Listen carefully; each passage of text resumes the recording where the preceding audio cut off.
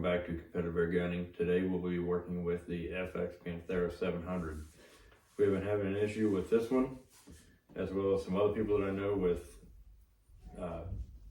point of impact shift when the barrel is bumped or hit. Certain sports it's not uncommon to do that, so if you have an issue where you are getting a point of impact shift, that is not something you want to have to worry about when you're changing positions or advancing towards other targets. So we're going to see if we can figure out what this is. I did notice the other day when I took this rifle apart, I caught a little bit of movement out of the corner of my eye that should have never happened. It's a type of movement that you shouldn't have to worry about. Once it's set, it should be set, as far as I know. So let's go ahead and get this thing started, and I'll go ahead and show you what it was that I found. And if this fixes the issue for me, hopefully it'll fix the issue for you. And you can get back to shooting without having to worry about point of impact shifts. So go ahead and take my bag rider out of here because I don't need it. Make sure your guns are unloaded.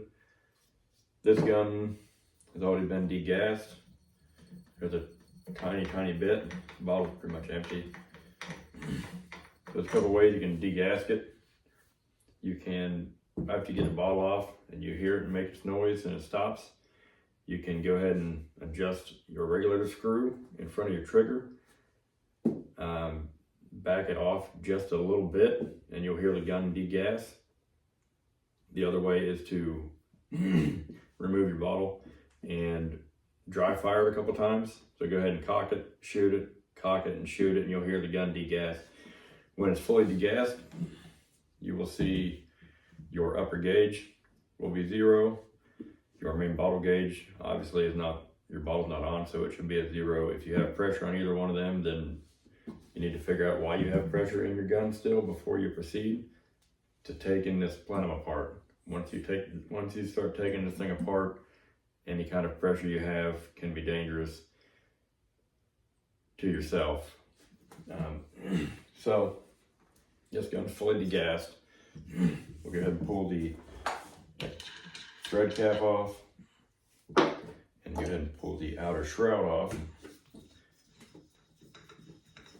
Once we get the outer shroud,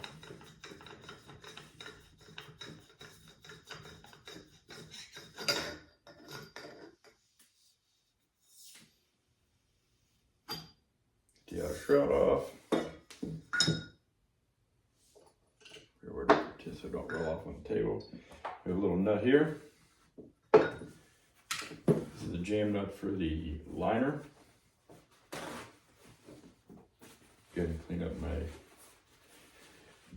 silicone on it. You do got to be careful what kind of silicone you use on these high-powered air rifles. I'll go ahead and pull the liner. Of course, left the dang press wrench, but we get a little wrench here that'll work perfect.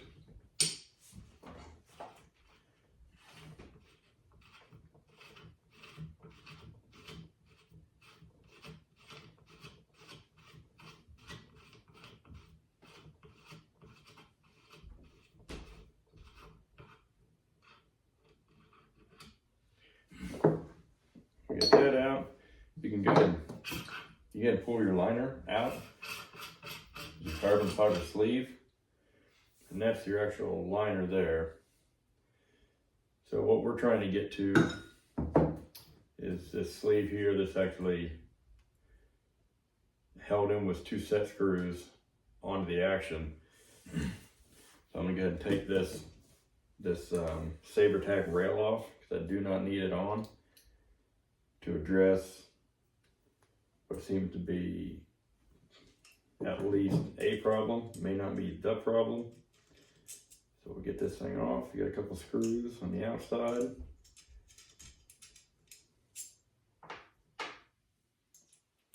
Then you have a couple screws for the barricade block, for the barricade stop on the bottom side.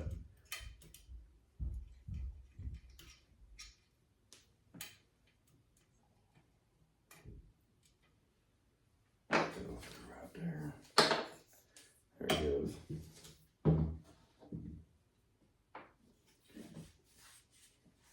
Flip it over. You get 3 more here. Better show you, huh?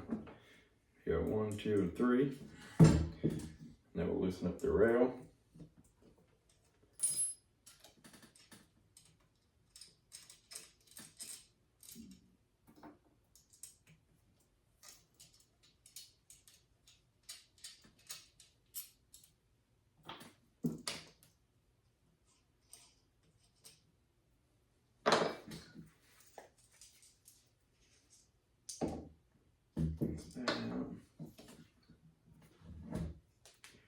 We have 2 here on the bottom side. You have to get to those. Not sure what size. Smaller than that little booger there.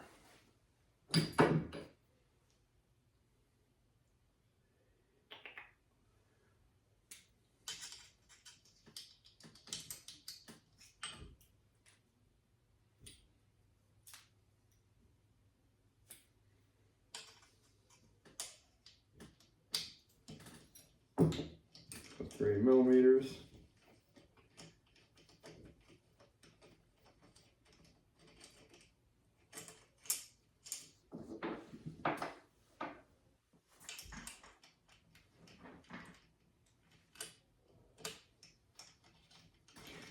These saber tag rails are pretty nice.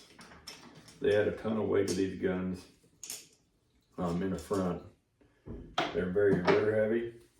These guns are very rear heavy because of the way they're set up, and this type of barrel system that they have makes them extremely heavy in the rear end. And if you're wanting to shoot off of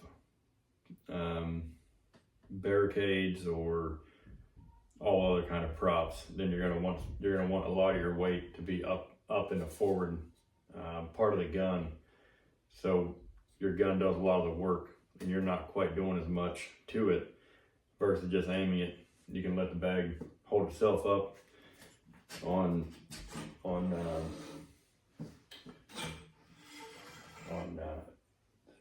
same bags, whether you're running game changers or acorn bags or just weighted bags.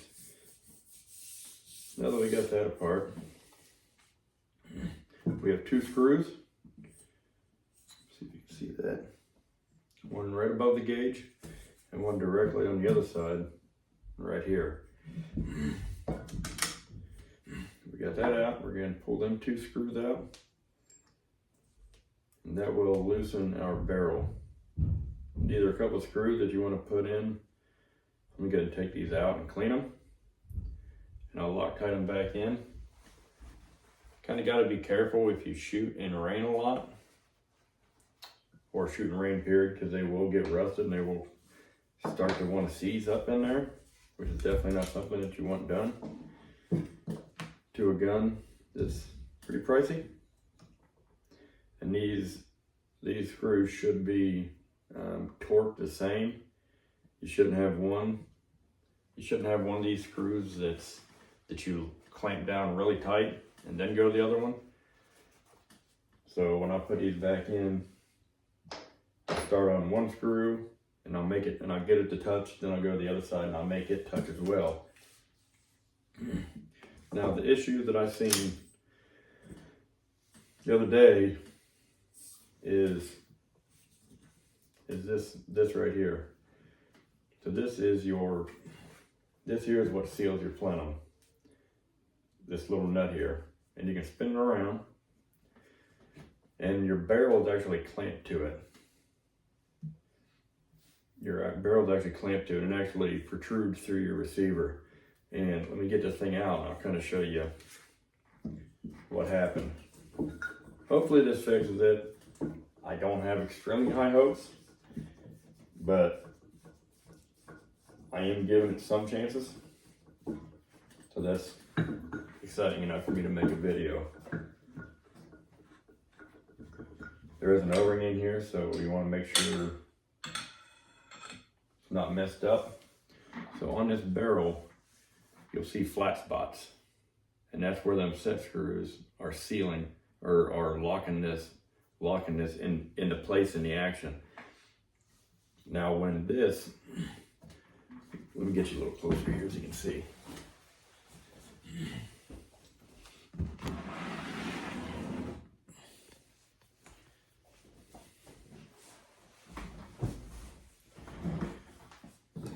Now, when I tightened them set screws up on this, I had this all the way tightened up against the plenum, completely sealed up, really snug. And when I tightened these screws up, this thing backed off and it's open and it spun a little bit, which tells me that these screws were not sitting, they were not touching these flats completely flat with the face. So what was happening was when you tighten them screws down, they were turning these flat spots from on an angle and they were making them flat. So they were realigning this to mate with a flat surface.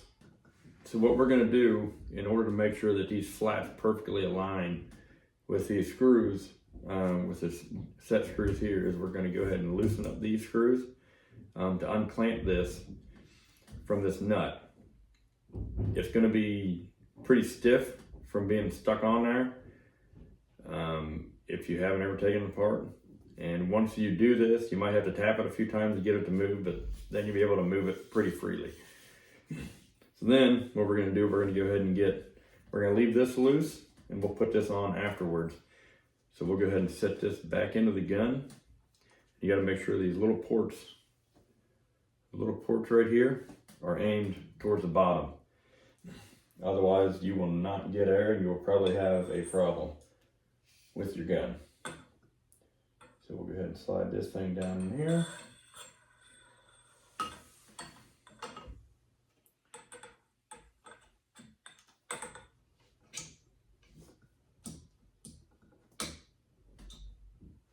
Now, what I like to do is I like to look down inside this hole here where this first set screw was, and I'll look for my opening through my air port. And I'll make sure that I can see it, and then I'll just turn it down till I have the flat spot on the gun. Sometimes I'll spin it around just to double check. And I'll do it one last time just to make sure. Now I got the flat spot lined up, and I'm content that that is where it's supposed to be. I'll go ahead and slide this nut back down inside the plenum. I'm gonna go ahead and put a little silicone grease on here first. Keep these O-rings nice. You ain't gotta worry about having as many of the issues as you could if they were dry and rotten out. Spin it around a little bit, real quick. Good. Good. Seat this barrel real quick while I got this thing apart. The other thing, you want to make sure that you have this brass part here that you can see. It has a lip, and you want the lip to stick out, but you want the outside edge to be flush with the action of the gun. So we're going to set that, we're going to look at it, we're going to be happy with it. We're going to double check our air port again because you can never be too sure. And then we're going to go ahead and I'm going to go ahead and set these screws in place before I start twisting that around so I don't have to worry about fighting it. I'm going to put a little bit of Loctite on these. Just a smidge.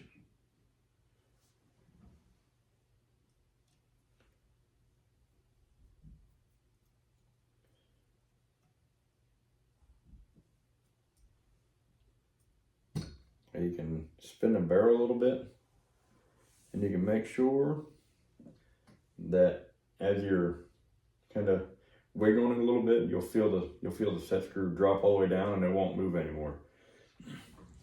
So that's when we know we are perfectly flat on that flat side of the barrel. I'm gonna go ahead and flip this around. Actually, I'm gonna go ahead and hold up there. I'm gonna go ahead and get this nut put in.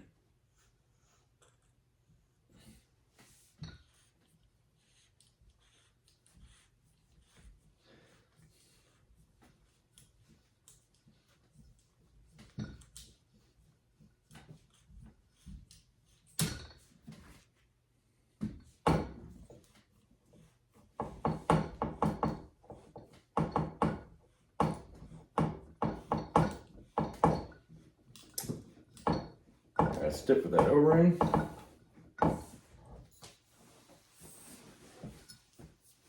Get my good hand on it.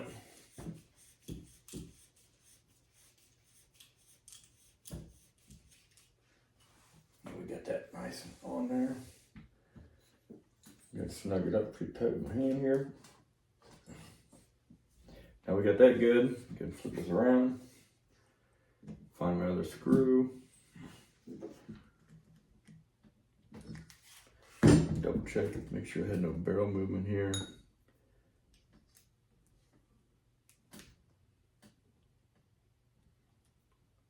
I slid a smidge, but I know it's still straight, so I'm happy.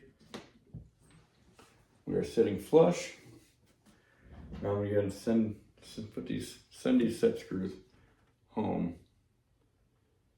So getting Loctite this one just a little bit. I want to make sure these ain't going to back out here. Gonna get my torque wrench.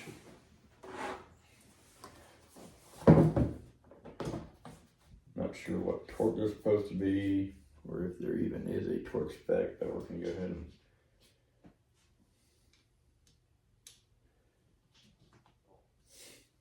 which one it is. There it is.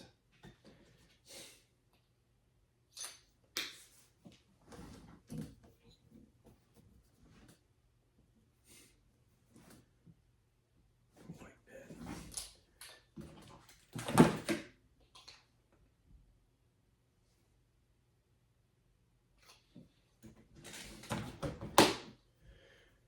I gotta set this at 16 inch-pounds. I'm gonna snug it. Switch it over.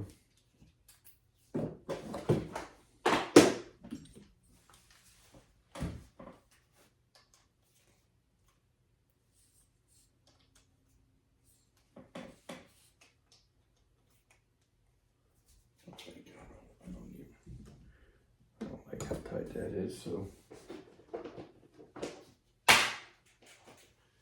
drop this down a little bit more. I don't feel like it should be much tighter than where I have it.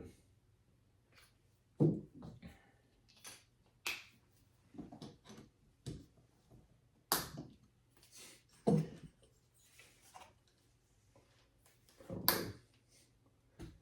And we set that at 12 inch-pounds. I don't know what it's supposed to be, but I would assume that 12 is a pretty fair number for it. Now we'll go ahead and tighten these screws up here. It's going to lock, it's going to clamp down to the barrel.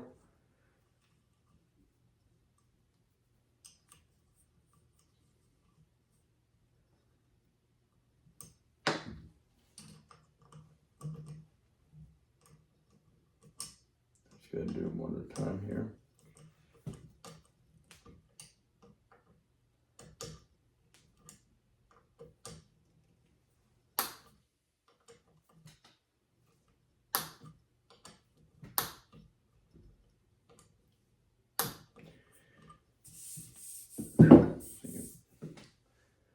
This gun was taking a beating. Now I'm going to slide the liner back in and the carbon sleeve, and you got to watch because there is a little groove on the bottom of this, and that signifies what direction this goes into the gun. So that little indentation goes towards the action, We're just gonna slide that right in like that, all the way till it's in. Now, if you're the type of person who likes to index your barrel or your liners, you will want to do that. I have done on this gun. I don't usually anymore. I'm not saying it doesn't work, because it does work, but for the type of shooting that I do, I'm not sure it worked as good as, not sure if I had the results, not sure if I would have had the results that other people have had. Not that that's a bad thing or a wrong thing, it's just, you know. Now, if I get into bench rests, I'm sure I would. If I got into more ELR, I probably would, because you will notice you get a lot of, you can save some windage. Tighten this up a little bit. You just want to snug your barrel nut, so. Now we're going to put the rail back on. Let's put this thing on first. We're going to put the shroud on. Do it last, but might as well just go ahead and do it now. Then I'll put the saber tack rail on, and we'll be done with this video. We'll be able to give it a shot. I'll probably go out and test it here in just a minute before I go watch the kiddo at gymnastics. Maybe we can put this thing to rest. Tighten that up good and snug.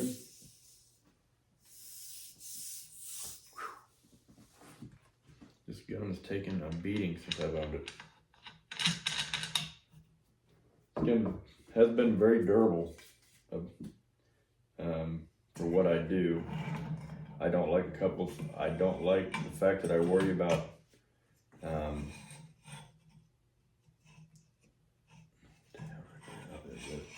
I don't like the fact that I have to worry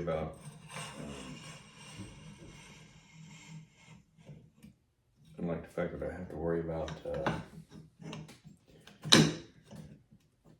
point of impact changes, but that's really about the only thing that that's about the only thing I have against this gun is that. So that's a pretty short list of things that I don't like about it. Love shooting it. I love taking it to matches. I got a small one that I like taking out hunting. And that thing is a little one to catch meow. And this one is pretty dang fun.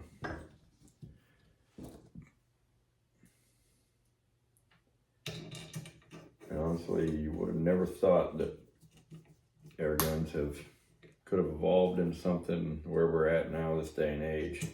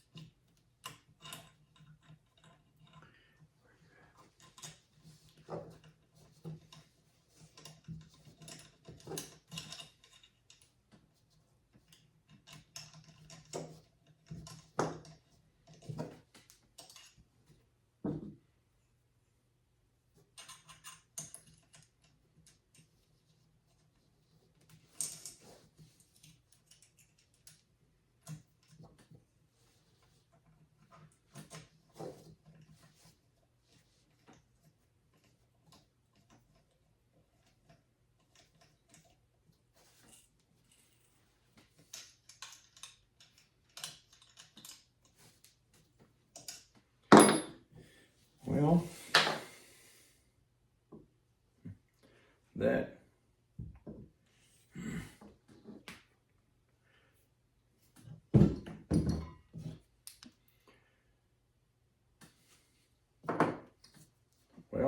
that is just about it. We got to take them apart. We got to put it back together. Now I say we go ahead and fill it up with air. And we'll see if it has any point of impact shift or if what we did changed anything at all. And I'll be back after we get to the range, or set up the camera in the backyard and we'll go that route. Until then, see you in a little bit.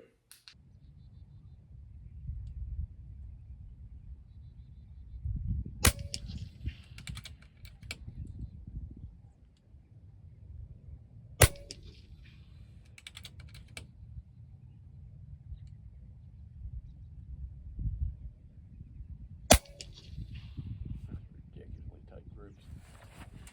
Gonna throw the old barrel smack. See if we can change it. Back at one time to the left.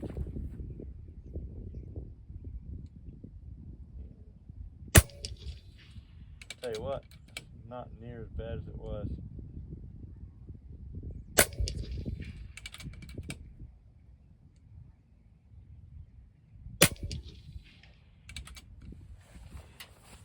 Tightened up quite a bit there. Well, as you can see, the point of impact shift was a lot smaller than what it was. That was after we messed around with the barrel and retensioned the shroud and did some other stuff to it, but you can see that last barrel smack shifted it maybe 3/4 of an inch, so it's not near as much as it was, and that's at 50 yards. Well, we're back after a little bit of time at the range. We don't get too much time out here this time of year, thanks to employment and short hours, and it always seems like it's raining when I do get a little bit of time, but we had a little bit, and we was able to conclude that the Panthera point of impact shift I was experiencing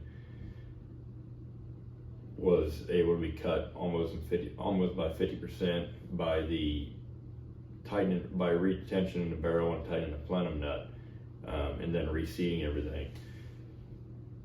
If you take them apart, pay close attention, and you may see a tiny bit of movement. And if you are experiencing a point of impact shift, you may just go through and redo it like I showed you in a video. Hopefully that'll at least knock out some of it. I'm not sure we can knock out all of it, but we're gonna try it again. We're gonna go back through some more stuff, maybe even try and put a torque wrench on there and try some different torque settings and see if different shroud tension makes a big difference on whether you get any kind of movement, or see what our groupings do as we put a little extra tension on there. Might actually be nice to know what kind of torque we should have on those nuts versus just snug. Snug does leave a little bit of room for play compared to a little extra tension. But the video that I took out on the range, you can see didn't line up with the camera, and that was all because it turns out I had my trigger cam set on slow motion. So a 6-minute and 5-second video, when I hit the stop button, turned into 26 minutes. So I tried to adjust the best I could, but I couldn't get them to sync together no matter what I did. So I just kind of rolled with it. You kind of get the gist. You can see we got about, right around 3/4 of an inch shift. Definitely tolerable compared to what I was dealing with. Not having much other issues with that gun. I seem to really enjoy that gun. Shoots really good groups. Today wasn't maybe not the tightest groups, but definitely really nice groups. What this gun, not this one, but what the Panthera can pull. Now this one here, we just got this one. We're gonna have a lot of fun with this and some videos coming up along with the Panthera. We'll be doing some side by side with it. This gun shoots exceptionally well as well. I'm gonna kind of keep a little of that stuff to the secrets till we get some videos going on this. So I don't want to say too much, but we're gonna go ahead and start focusing on some more shooting videos. Start running some stages and start getting some hunting videos for you guys to watch as well. Anyways, hope you guys like the videos. Hope they're helpful. Hopefully they, help you guys become a better shooter. May not be a whole lot, but if I can get a little people to be a little better, then I'm doing my job. Anyways, until next time, happy shooting, and get out and make some impacts.